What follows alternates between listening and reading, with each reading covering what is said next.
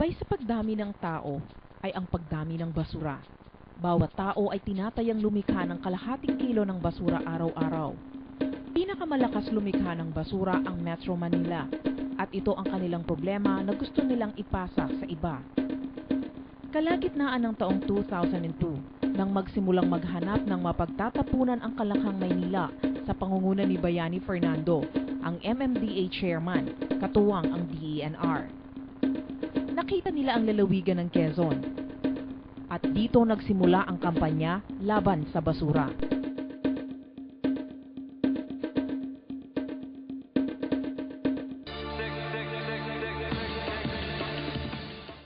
Tatlong dahilan ang inilatag kung bakit sa Quezon dapat ilagay ang basura ng Kamaynilaan.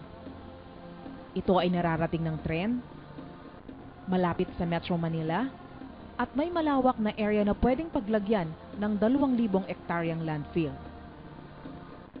October 7, 2002, formal na inilatag ni Bayani Fernando ang panukalang sanitary landfill sa sangguniang panlalawigan ng Quezon. Hindi na kumbinsi ang mga bukal na umano'y industrialisasyon ng idudulot ng basura.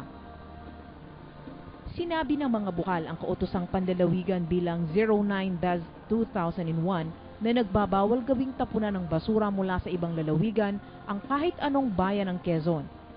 Ngunit humingi sila ng dagdag na impormasyon para pag-aralan ng isyu. Sa kabilang dako, parami ng parami ang mga taong tutol sa proyekto ng MMDA.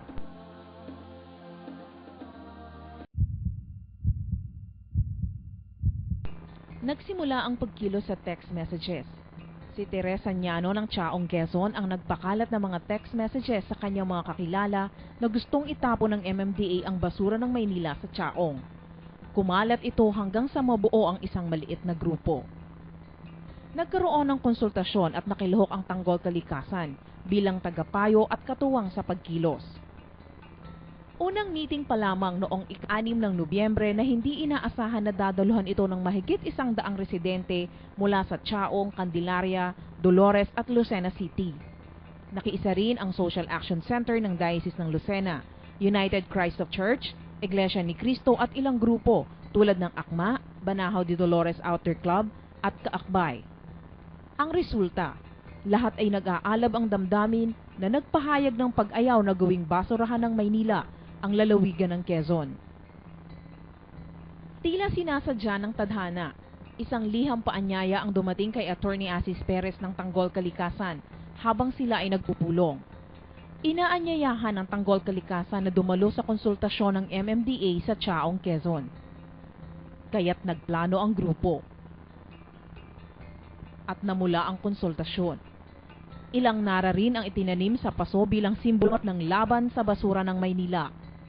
Ipinakalat ang manifesto ng pagtutol. Mula sa lumang bahay ni Doña Concha, ang namumulang pumunta ang mahigit sa 2,500 katao sa Marshal Punsalan Sports Complex sa Chaong, Quezon. Ang mga tao dala-dala ang placards ng pagtutol. Madre, pare, relihiyoso, mga negosyante, aktivista, magsasaka, kabataan, lahat ay nagkakaisang tumutol.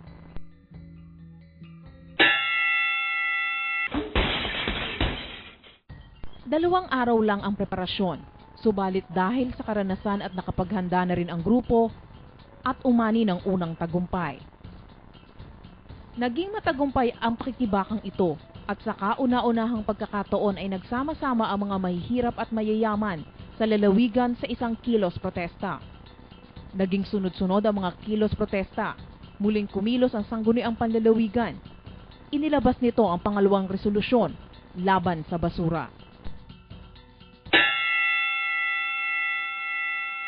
Porsigido si Bayani Fernando na lutasin ang problema sa basura ng Metro Manila. Sinabi niya na hindi siya titigil upang kumbinsihin ang mga lokal na opisyal ng Quezon. Hindi nagpabaya ang mamamayan.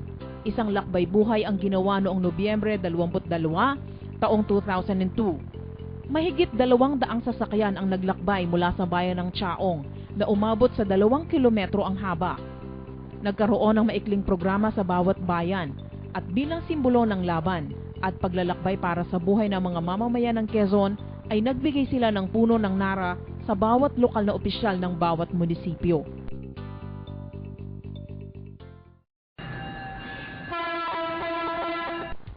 Tumahimik ang MMDA dahil sa sunod-sunod na kilos protesta, pero hindi pang matagalan. December 16, 2002 ay sekretong bumalik si Bayani Fernando. Dahil sa isang kawani sa munisipyo ng Chaong ay nalaman ito ng grupo, kaya't naghanda ang lahat upang muling salubungin ng protesta ang MMDA chair. Ngunit walang may alam kung saan siya dadaan. Hinati-hati ang grupo. May naghintay sa Maharlika Highway at meron din sa San Fernando Cathedral at sa iba pang lugar. Halos 20 minuto bago dumating si Fernando ay may nag-text na si Bayani ay nakasakay sa tren kasama ang national media. Nagkagulo ang lahat at dali-daling pumunta sa istasyon ng tren sa Kota.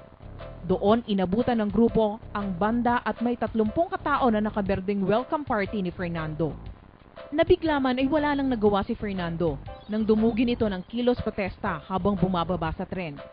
Isang balumbo ng rosas ang ibinigay ng mga reliyista ng Fernando bilang simbolo na siya ay welcome, ngunit hindi ang kanyang basura. Bigo ang muling pagtatangka ni Fernando.